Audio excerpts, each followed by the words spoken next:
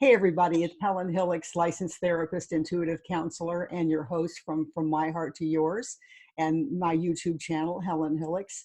And today I have the inimitable pleasure of welcoming Matt Hall and Dan Ramsden from the UK, who are incredibly fun and brilliant and hardworking, passionate guys who have a podcast, Rich in Success, and they invited me on their podcast, and I fell in love with them and wanted them to be on mine. So that's what we're doing today, is we are diving into the story of Rich in Success and why they started it and who they are and what they bring. And I know it's going to be a very entertaining discussion with some deep, deep dives, because they're real people who have a very open mind and open hearts, and that's why I thought they'd be a fit for From My Heart to Yours. So welcome to Matt Hall and Dan Ramsden of Rich in Success. And they are cousins and best mates, as they said, 99% of the time. And I'm sure they want to kill each other the other 1%. And they're doing all kinds of things, not just the very popular. They just took off with the podcast, which is so exciting. They're also going to be doing live events and coaching and all kinds of other stuff that they'll tell you about later. But this is their passion project. And I want to just dive right in and say, welcome, Matt, welcome, Dan. And I'm just so thrilled to have you guys both here. Helen, that was an amazing, amazing introduction. I'm quite confident we can't live up to it. That sounded far better than we actually are. So thank you very much. I appreciate it. Yeah, thank you very much, Helen. But genuinely, it's an absolute pleasure. We absolutely love what you're about. So thank you for taking the time to speak to us now and repaying the favour after we had the pleasure of speaking with you last week as well. Thank you, Matt. And I want to ask you guys, tell me how old you are first, and how long you've been thinking about doing this kind of project, and what in the world inspired you to do it, etc. Well, for me, so I'm 28 years of age. I've spent most of my life performing and acting, and generally in the performing arts industry. I then set up a business at the tender age of 19. I had no idea what I was doing, but it was one of those typical scenarios where I just was learning on the job and learning in the best way possible by making loads and loads of mistakes. And I got to 2015 and I'd put on weight. I was feeling unfulfilled. I was tired of being an actor that was getting a couple of jobs here or there and then spending the rest of the time constantly getting rejected, constantly waiting for that next job to come. And I decided that I just wasn't happy with who I was, where my life was. And I started listening to podcasts on personal development. And it was like it just opened up this brand new world to me, that all my idea of success came from acting and performing and getting jobs. And suddenly I realized that success comes internally. I wasn't happy, I wasn't fulfilled, I wasn't healthy, I put on weight, all that kind of thing. And the podcast just opened up this new world to me. And that's when I started to learn more about myself, more about my emotions, my relationships. And Dan and I, as you said quite rightfully, that we are cousins.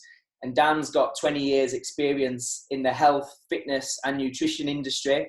So I started training with Dan in the gym. That means I started at 1 year old. 1 year old he started, obviously, because he's so beautiful and youthful. Seriously, are you older than Matt? I'm 36.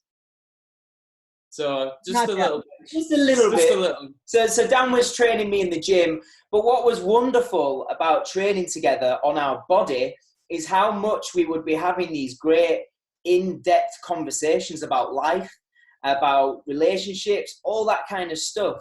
And we just found that we had so much in common, and we had lots of unanswered questions about the world, about our purpose. And we just wanted to learn more and be around people that inspired us.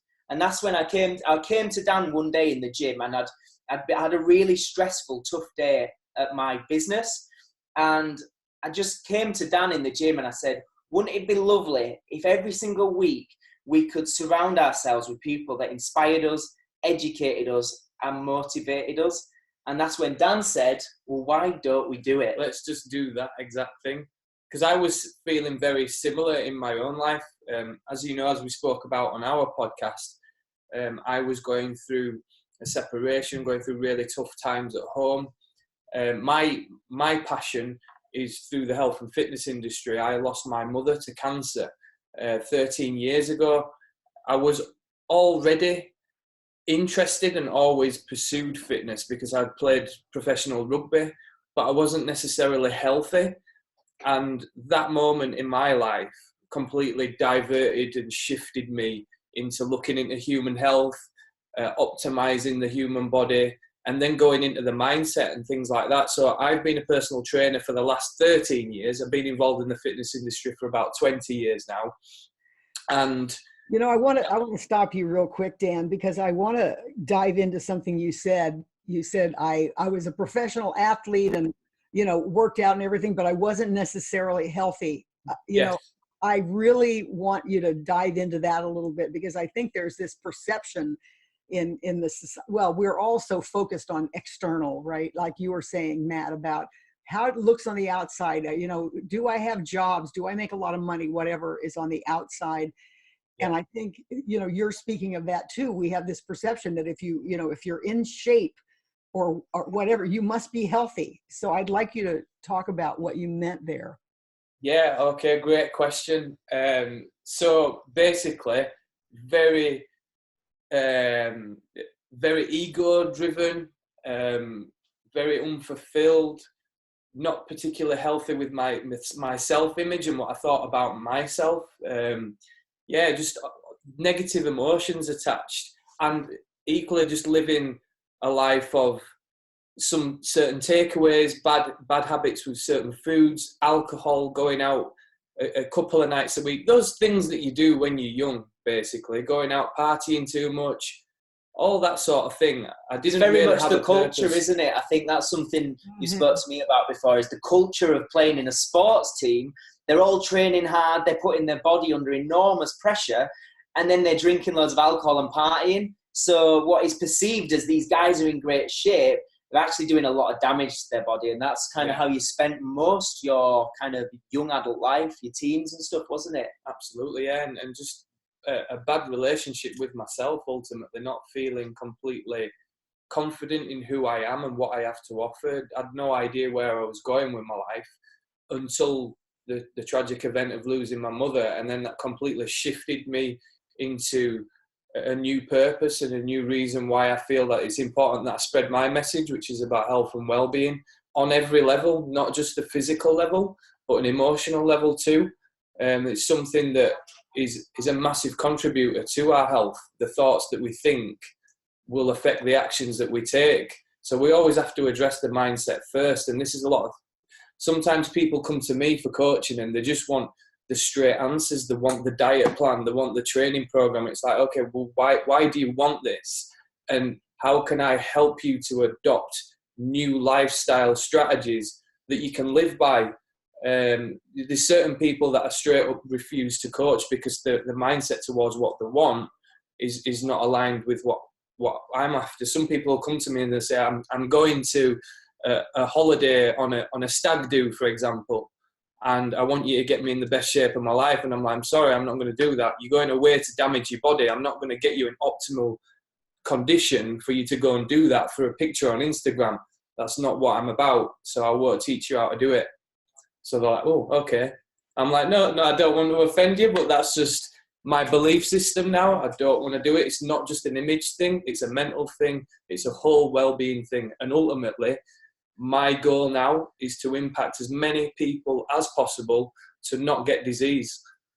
And that's it. Obesity, cancer statistics, diabetes, all of that. I want to try my best to make as much impression on that as possible. You know, would you talk a little bit? I'm not leaving you out, Matt. I promise I'll get back to you in a minute. But when you said about that losing your mom, I guess you were 23 when you lost your mom.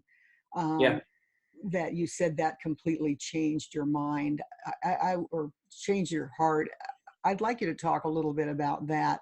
And what was it about losing your mom that was so, I mean, it may sound like a stupid question, but I want your take on it and any thoughts you have about it too, Matt. But what was it about that experience that so touched you and shifted you to the core? I think it was because you always assume that you're going to live a certain life. When you just assume that your mother and your father are going to grow old and they're going to see your grandchildren. And unfortunately, my mother never did. And it's just all those things that are very tragic. And also, my mother was 46 when she sadly passed away. And also, it was very, very sudden. From her being ill to her passing took 2 weeks. So, yeah, it was very, very difficult. And it was Matt's auntie as well. Matt was deeply affected by it too. So, as a result of that, the sheer shock of it all just means that we really don't have time as well. Our whole message and ethos behind Rich in Success is wake up. We want people to wake up to the potential that they have, to the health that they could potentially be damaging, and the life that they could possibly lead. And we find that a lot of people in society now are very robotic, and that whole event, because your world can be shifted in the blink of an eye, just like ours was, completely turned my world upside down. I'm an only child. I was a mummy's boy. So it really, really deeply affected me. So I'm using it in a positive way. I'm not being a victim to it. I just want to be able to take what I've got from that experience and move forward as positively as possible, because that's what she was like. I'm representing her now in a way. How I live my life is that I'm representing my mum. And that's how she was as a person. She was a good, positive person. Lots of people loved her and respected her. So that's my purpose now. That's why I'm here. Yeah. Does it, I think when you were saying, especially being an only child, I have only one child too, a 31-year-old daughter. And I know how devastating it would be to lose me for her. Is that part of that, the drive and the passion that you both have to bring the center of your strength inside yourselves, as opposed to, I think we tend to, again, the belief that your parents are going to grow old and you're always going to have them. It's like there's a certain centeredness outside yourself with your parents. It's like, okay, I can rely on them. I don't know if I'm making sense. Yeah, you have that belief system that they've always got your back. Right. They're always going to be there. It's just an assumption in life. And we also have this same assumption about our own health and how we're treating our own bodies. Yeah. And this is really important.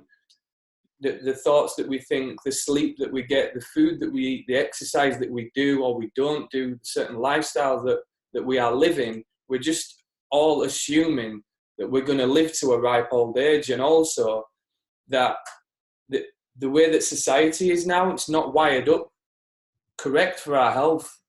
Everything's fast, and sit down too. Our activities are very sedentary. We don't move enough.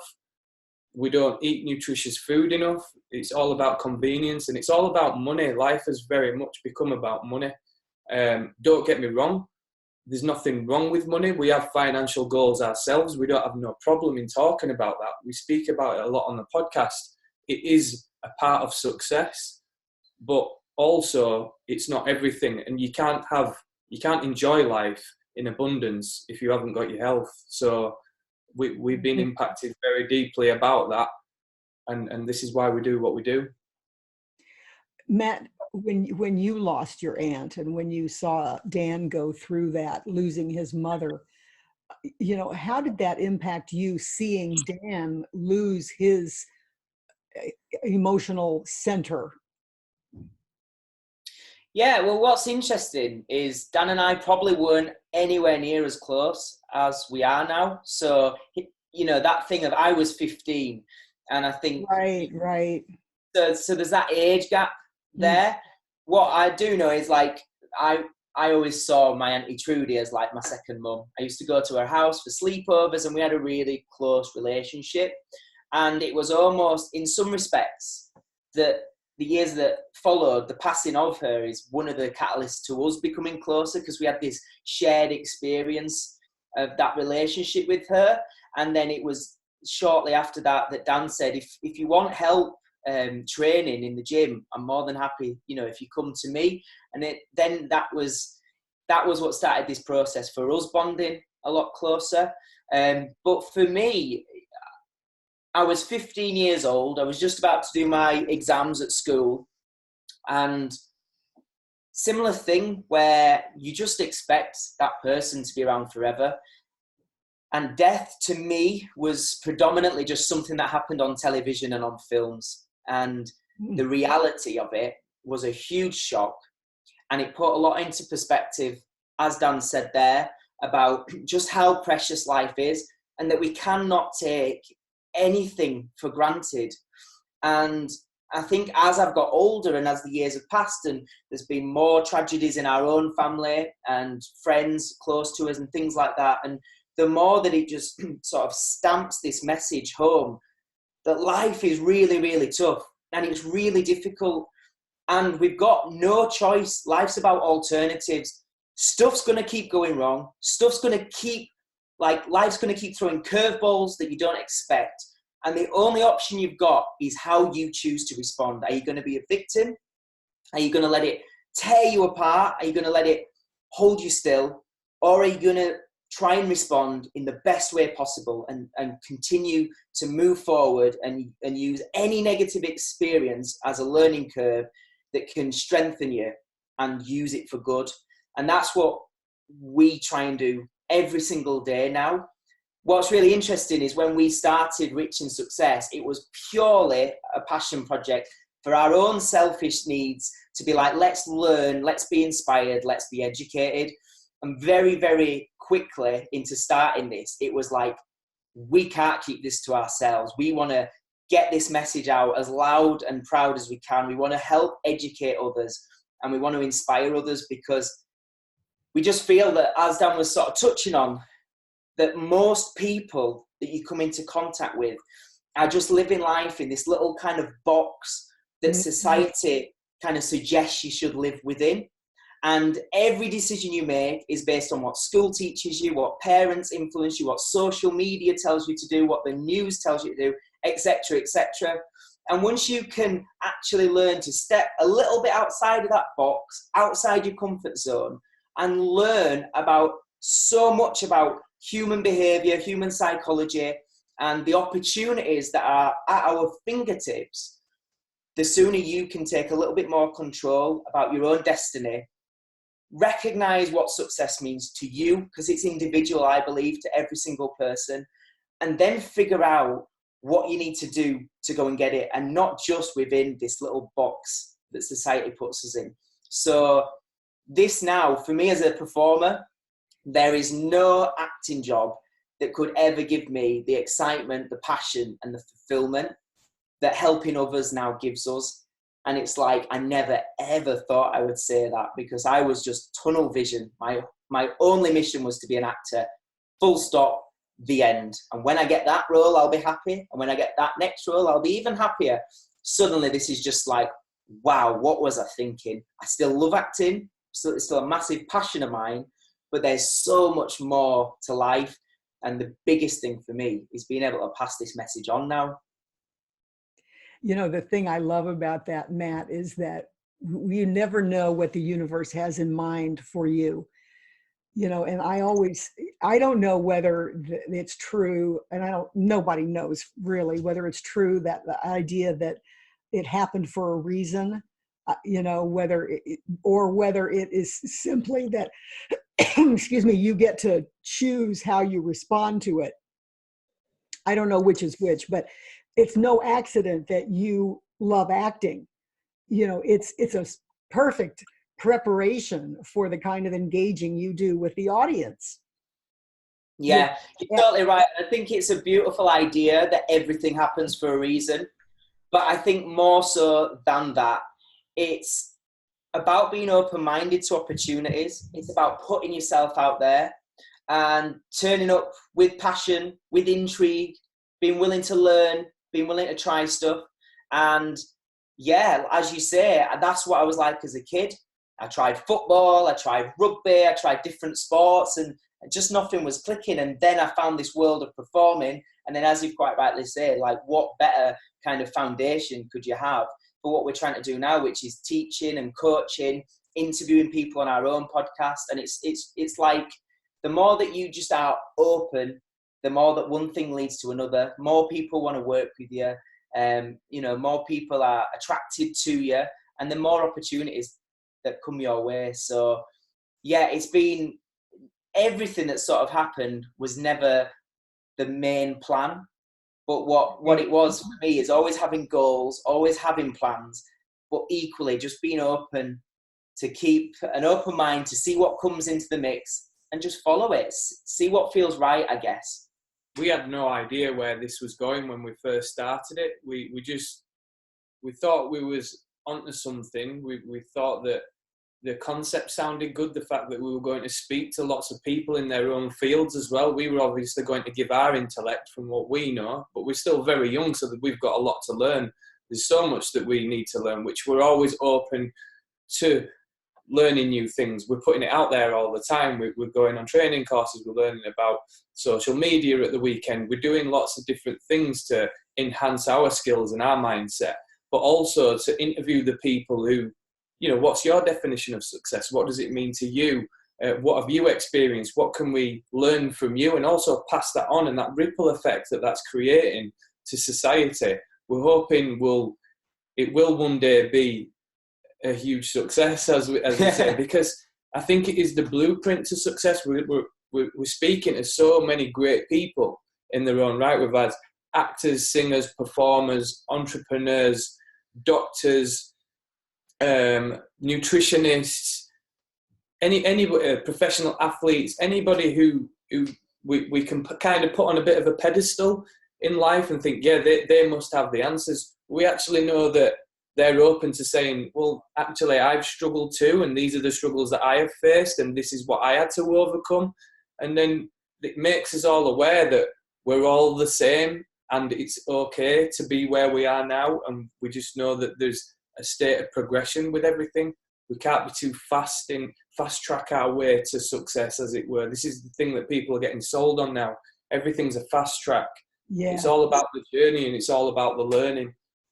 So I love what you're saying, Dan, because we are so brainwashed to believe in instant gratification. It's like if pornography pops into my mind. If you want to have a good time, just turn on the porn. You don't have to have a relationship. You don't have to make any effort whatsoever. You can just, instant gratification. And like, whoa, slow down a little. That's a bit too fast. Exactly. All according to what I want. We have so focused on self-indulgence.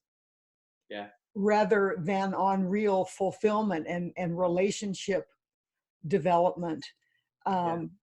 So, I want to ask you, Dan, about, I know that you've recently been divorced or separated, which both, and how that plays into this whole dynamic of you two working together. And I don't know, the challenges that it's brought up for you, because, I've been divorced more than one time. It's a very painful process. It made me doubt my capability of sustaining a relationship. I had all kinds of painful consequences to that, and a lot of looking at myself. Yeah. And I don't know about you, Matt, whether you have this, but before I married my husband, now that I've been with for 13 years, I thought I was so well. I was 57 years old. I'd done all this work on myself, and I thought, I've got it going on. And then I met Richard and started seeing how reactive and judgmental and, blah, blah, blah, that, it showed me a lot of sides of myself that I never wanted to look at. Yeah. I am sure you're going through that, and I'd like to hear about that too. And Matt, how it's impacted this journey, how it's impacted your relationships too, because I saw a picture of you and your girlfriend on Instagram. That's one of the things I love nowadays about social media. It's messed up in so many ways, but it's like I can learn so much about people just by seeing what they post. So anyway, back to you, Dan. How has the disillusion of your marriage impacted you, and what have you had to look at what have you learned about yourself that you didn't want to see? Oof. Oh, it's been a roller coaster of a time. Rebecca and I were struggling for quite a while, but it was kind of a let's try and brush it under the carpet situation, because we have two beautiful kids and we're both very caring people naturally. My ex-wife and I, very caring. So we have a lot of similarities in many ways, but also we can clash very badly too. But we never did that in front of the children. It was just literally like, okay, like, we'll do the best that we can for the kids, and then we were just left on the shelf. There was literally no time for us. And it was just very unfulfilling. It was, we didn't feel like we were moving in the same direction. And it actually led to me having a bit of a breakdown. I got quite depressed. I felt very lonely, which is quite strange. I have two beautiful children, and I had a wife, and I have great other family members around me, but I actually felt very lonely. So I had to do a hell of a lot of work on myself within the last 2 years. I was taking myself on walks. I was doing meditation. I was doing yoga. I completely switched my dynamics of training because I felt like I needed to do some self-work, which a lot of things came up for me. I didn't grieve my mother's death properly. I just jumped straight into my work, and it's like, right, I found this purpose. I want to go and do this. I want to help as many people as I can. I want to live in a positive memory for my mum, but I didn't actually allow that grieving to settle in. There was definitely some of that in there too. And yeah, I had to do a lot of self-work, and ultimately it came to me realizing that this relationship is not for either of us, but unfortunately it was me that had to make the call. Nobody did anything wrong. There was no cheating. There was no abuse. There was nothing like that. It was just a complete disconnection. And I find this is very common in society too. Lots of people just get married and they just stick it out for the sake of sticking it out. Because I'm affected by the tragedy of losing my mum, I know that we don't have time to live an unfulfilled life. We have to do the right thing. And a beautiful thing happened last week. My son Louis recognised that it's a good thing that you and mum split up. I'm noticing that you both seem really happy, and me and Poppy are really happy, and we get to meet new people, because we're moving in different circles now. Life has changed, and life is a bit more open rather than closed. It was a very closed bubble that we were living in, and it was perfect to the kids, but that's all they knew. I had other ideas, and now this kind of vision of happiness is coming to fruition, and now it's paying off, and the kids are recognising it. The process of that has been horrendous, and it has affected our work too, because it happened last year. I separated from Rebecca 2 months before we launched the podcast. Oh my goodness. we'd been collecting content for about 12 months. We said that we had a launch date in mind. We'd done podcast coaching. We knew exactly what we were going to do and how we were going to do it.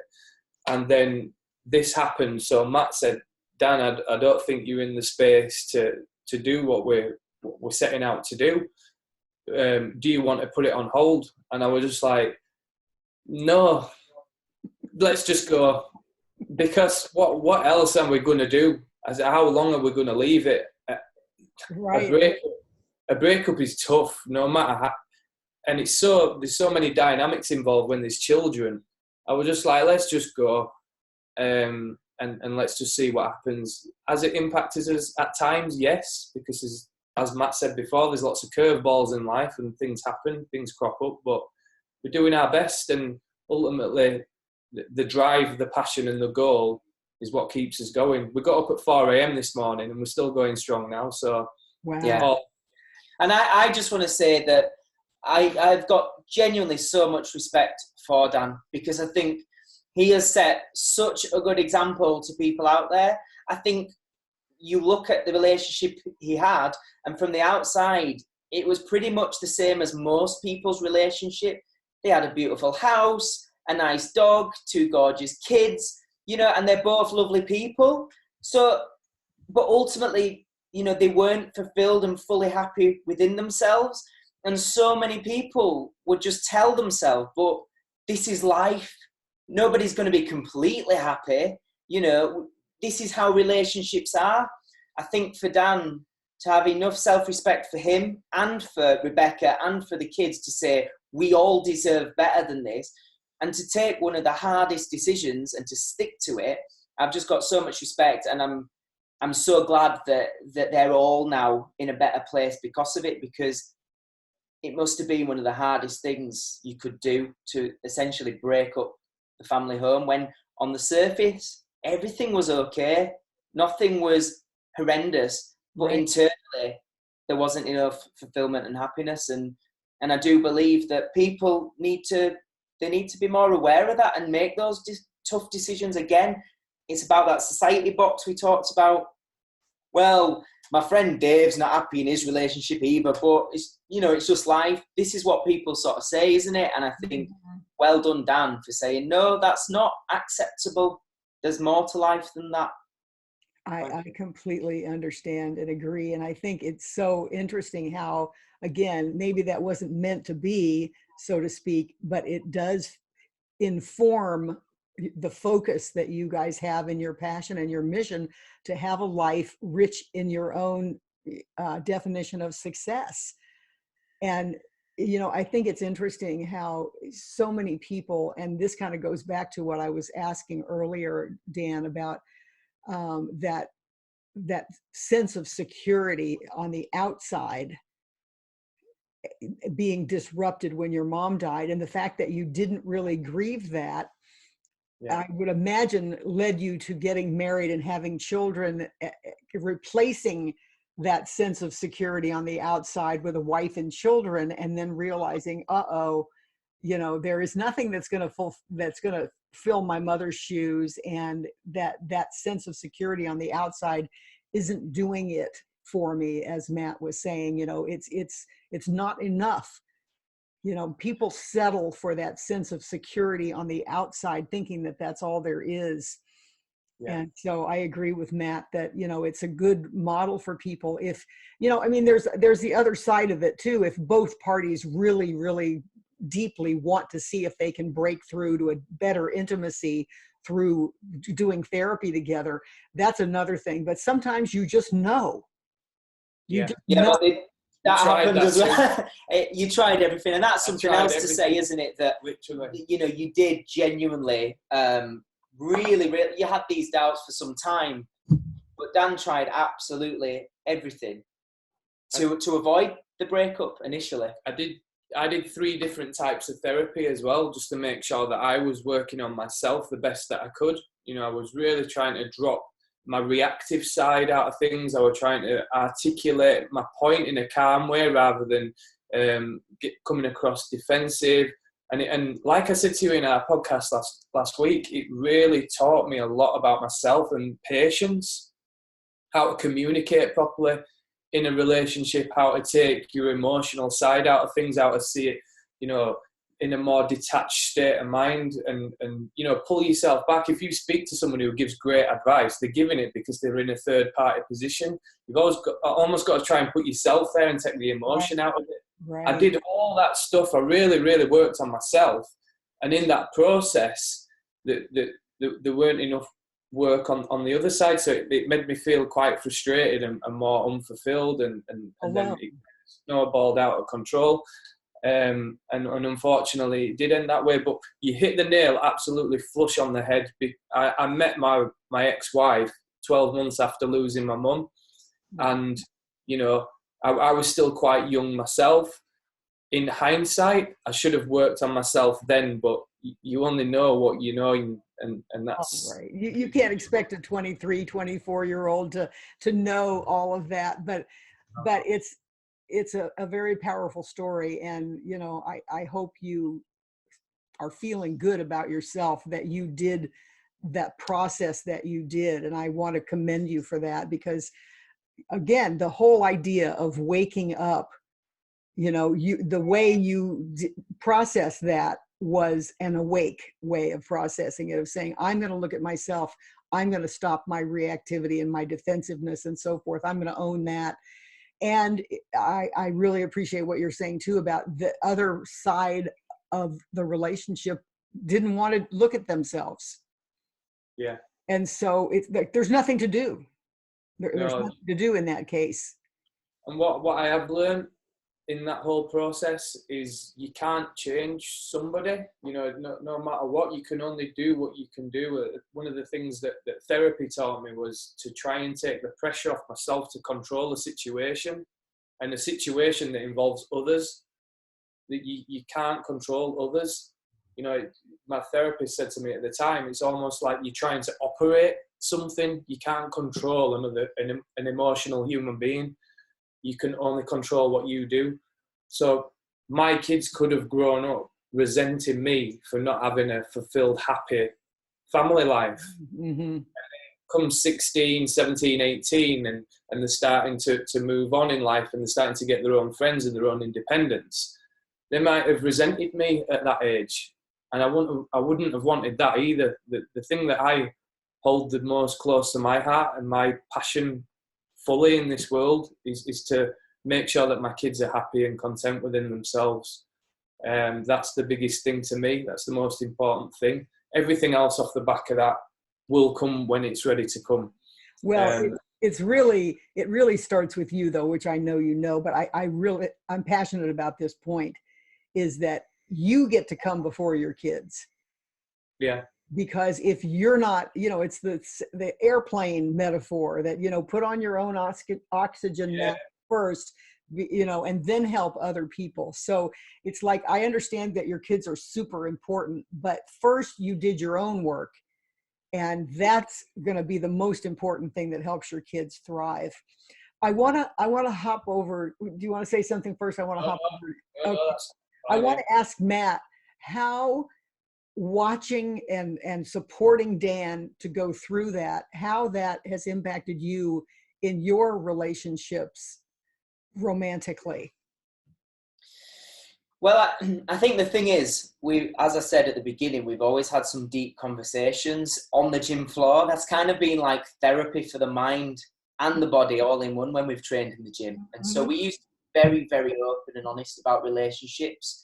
And we always would give each other great advice because we do have this open conversation. But I went through a situation not long before Dan split up from his partner, where I'd been with somebody for 6 years, and we went through a really traumatic time where she lost her mum, and within 6 months we both split up.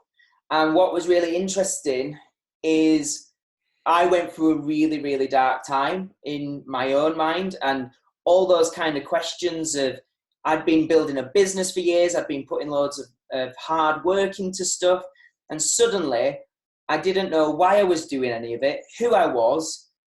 I was so used to being with somebody, I was almost dependent on not necessarily just the person, but existing as part of a relationship, as part of two people making me whole.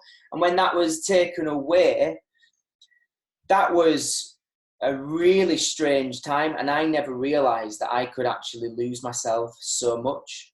But through it all, Dan and I have always been there for each other and always tried to give each other the best advice we can. And it's almost like it was the natural, obvious step that we would now start coaching people in personal development, because we were doing it for each other for years and years and years, and helping each other through all the dark times, coping with grief, coping with breakups, all those stuff, financial problems, business problems. And this was just, again, like you say, a natural progression, and it's just fallen something because we've lived it and experienced it for ourselves. It gives us such such a driving force, and something Dan touched on there that has been invaluable, I think, and it's something we coach people on now. I've just recently become certified as a practitioner in neuro-linguistic programming. And one of the things we talk about is perceptual positioning, which is like the 3 different positions you can be in when an emotional event occurs. And it's almost like what we say is position 1, you're very much reactive, emotional, and it's all seeing things from your eyes. You're not seeing things as they happen. You're putting an emotional kind of response on what that event is rather than just looking at what it is. Mm-hmm. Number 2, you sort of see it a little bit more from the other person's eyes. And it's maybe a little bit more 50-50, but you've still got an emotional attachment. And position 3, which Dan was just talking about, is where you're completely detached. You're like that third person. And you just see the event for what it is, for the facts. So for example, I could say like, if I scratch my head now, I've just scratched my head. You could look at me and be like, Matt's scratching his head because he's bored and because he hates me. And this is what we do, as daft as that example is. We put our emotional interpretation on that event. And the more that we got better at learning how to become less reactive and be in position 3, see things for what they are, I think it's a fantastic technique, and it's one that we've seen so many people, as they start to learn more about this is a fantastic way they can deal with these sorts of things. And yeah, that's just something I wanted to give you listeners as well.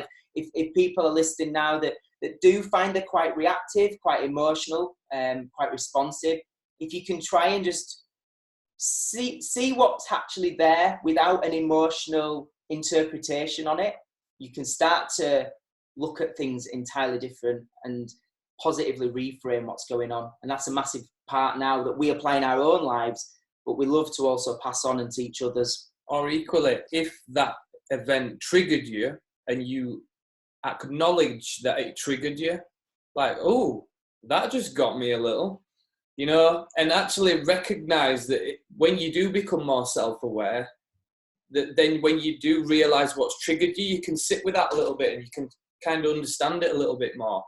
And then also what happens after that event, how do you behave, what do you do? A lot of people turn to alcohol, for example, or they'll find some kind of something to self-regulate. Well, what do you do? You know, you mentioned porn there. You know, that were actually, I'm going to be transparent here, that was something that I did in my marriage because I didn't feel fulfilled in the marriage. I needed some kind of attention. So self-regulation. Very common. Was that? Common. And you know what's quite funny? When the relationship ended, I was single, so I'm still not getting none. And I didn't do it. I didn't need to do it. It stopped. It completely stopped there. And it was something that I overcame. And it was also something that made me check myself, and it made me more aware of, oh, actually, yeah, okay. That's something that I've learned about myself as well. So it's all about self-reflection and understanding yourself and how you react to a moment. I love that. I was just going to say that after Matt, you know, about being triggered is such an opportunity for us to look at, wow, that really got me. And I wonder why. I wonder where in my childhood, you know, to take that pause and go deep, really deep, because it always goes back to, oh, I felt stupid when he said X or she said Y. You know, and that my parents always wanted me to be smart and I wasn't smart, or all of my approval came from being smart, or, you know what I'm saying, to really look for the origin there. You know, and I wanted to say something, this is pure speculation, but about the porn is, I think sometimes in couples where they're not happy and they're not connected sexually, that porn is a way of, you know, I'd love to curse right now, but I'm trying to keep my podcast clean. Do it. You know, it's like, you know, saying, screw you. Yeah. You know, I'm going to be unfaithful in a way that you can't be pissed off about. You know what I mean? And then after you're out of the relationship, it's like, you know, that's not really my thing. You know, it's like, I want real deep love. So there's an anger element to it. Yeah, completely agree with you, Helen. Okay, yeah. Interesting. Yeah, you totally know, right. I never actually thought about that before. until you said that. So thank you. That was really, really interesting. And I wanted to ask you, Matt, because you were saying about how you had realized how dependent you had become on being a couple. It's another way. I mean, it's in a way, it's just like Dan was saying, he was depending on being in a family setting to fulfill that need for safety and belonging that he used to have with his mom. I mean, it sounds similar. I don't know whether you had a different motivation for it or whether it was like for you, it was, I don't look desirable if I don't have a pretty woman on my arm. And, that's a different kind of fulfillment. What would you say? Yeah, I would say that was definitely a part of it. I think I needed to feel desirable. I needed to feel loved. I needed to feel wanted, and I needed that from somebody. So I did the typical thing. I think it's so common, this process that I went through. And it was like, right, now I want to go out and get drunk, and I want to pull girls, and I need to get attention, and I need to get that feeling that I'm worth something. And it was only when I did the work on myself and I started to come through the other end, and I started to realize that I don't need anybody to be happy with myself. I have to find that for me without anybody else giving it to me.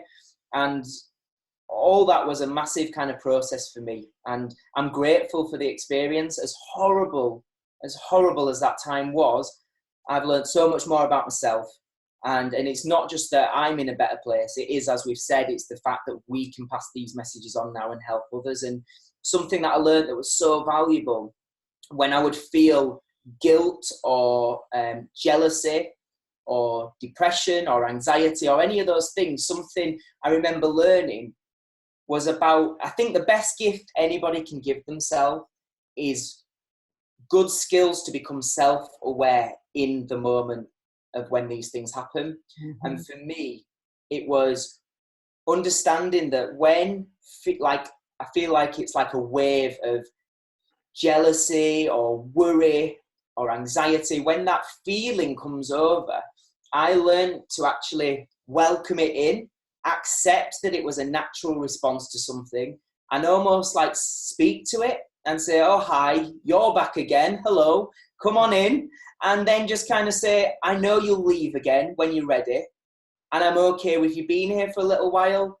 And I found that it almost put a little bit of a comedy slant on it. It put things in perspective, like we're humans, we feel. And these are emotions I've felt before. I'll probably feel them again. So this is just part of a long timeline of life. And it will go, and it will come, and it will go. It alleviates the pressure as well, not to be happy all the time. Well, that's it, because it's unrealistic to think we can be happy all the time. So the more that we can just accept it, allow it in, and allow it to go, the more that we can just stay neutral and keep moving forward. Now, I can see my cousin is starting to take his clothes off. I don't know what's going on.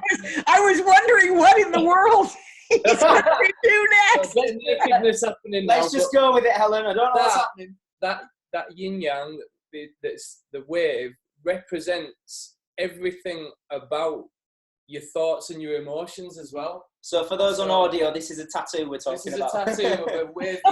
Thank you, Matt. This is a tattoo. There's no more nakedness going on. Yeah. But that's exactly why I got that tattoo, because again, it alleviates the pressure that we don't have to be happy all the time. We're going to get negative emotions. We're always learning and we're always growing. And like you rightly said, you were 57 years old and you remarried and you thought you had all your shit locked down. And then you learned some more things about yourself.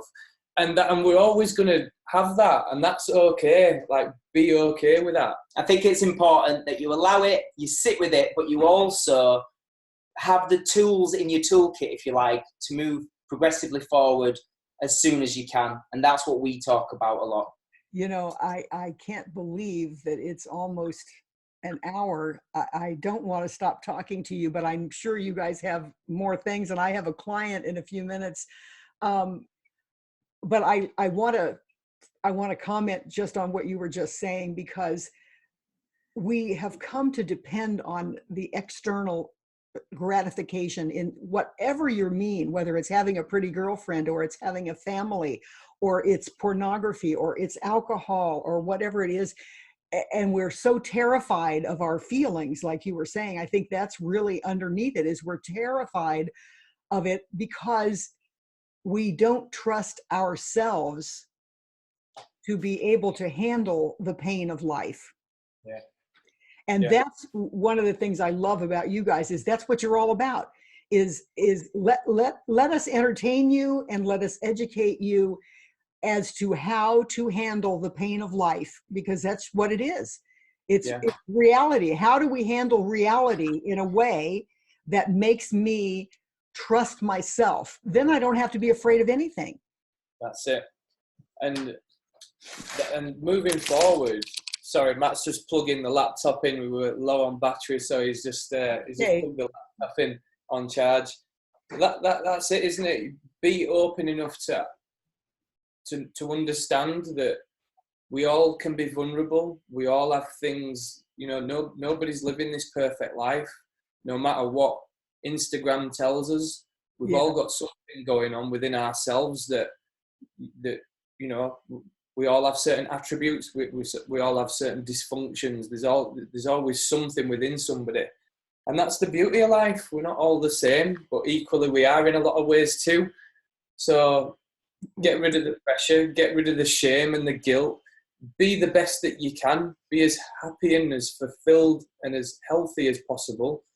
If you don't regulate your own emotions, it's only going to result in a bad behaviour, and the bad behaviour will be something that's damaging to your health. And that's exactly why I want to come back to my message, and what we're trying to achieve here is we want to spread as much positive awareness about human health as possible, but it all starts inside the mind. Body, mind, and spirit. They are all one. Yeah. Within us and between us, we are all one, which is what you were saying about, we're all the same. Basically, we're all the same. We've got some unique little twist, but basically we're all the same. We just need love. We need validation. We need connection. All of that. So, Matt? Yes, sorry. Just what would you like to leave the listeners with? Dan just gave his beautiful summary of what you guys. Yeah, that was beautiful. I was just transfixed for a minute, but I think it's right. I love that point that you say there, Helen, about that we are all one. We've all got our uniqueness, but we are all one, and it's about learning to become happy with ourselves. And I think you've got to do lots of exploring. You've got to be open-minded. You've got to just learn all the time. And I'm passionate about people understanding what their potential is in life and going after it. Whatever it is for them, whatever they feel is what they want to achieve. As long as it's true to what they want, go after it with bells on and get everything you can out of life, because life is so short. It's such a beautiful golden opportunity. Don't waste a second. And I know from your perspective, it's all about the journey starts within. Absolutely, 100%. And we always say a huge part of what we talk about is nutrition, is fitness, and is physical health. But we say, as Dan just said there, everything starts with your mindset. If you're not happy internally, and that can mean if you're training and you're not enjoying training in the gym, if you're eating food that you're not enjoying, like rule number one is find the happiness within. Get that right, and that's the best thing you can do to be healthy.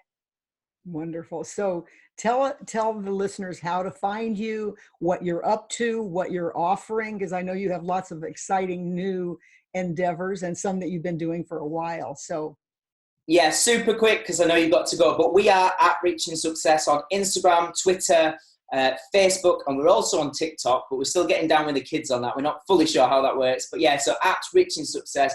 The services that we offer, we've got online courses. We've got an online fat loss course coming out soon. We've got one-to-one coaching in fitness and personal development that we do in person and also online via Zoom. We've got our first live event happening in the UK on Tuesday, the 10th of March, and to be announced shortly. It's not actually being announced. This is an exclusive for you, Helen. Everyone shush. In September, we'll be doing our first ever health retreat, like an extended weekend over in the south of France. So that is all about making shifts in our lives, people that know that they want to, sort of go away, educate themselves on how to live happier, healthier, and more fulfilled, and then come back from the breakaway and actually implement the things they've learned into their day-to-day life. So we're super excited about that. That's so exciting. And I just want to say, I love you guys. I love your passion. I love your mission. And I am so excited to have you on my podcast and YouTube channel, and, to promote what you're doing, because we need all of you that we can get, the young people, because, I'm 70, I'm not going to be around forever. And we need new people of all ages and genders and all of that. And I just love seeing that come into being, and you guys are such a great example of that, of the passion of the young to make a difference in the world, and you are.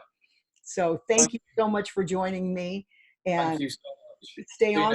Stay on with me for a minute after we close. Thank you, love you, and I'll be watching. Thank you, Thank Helen. you very much.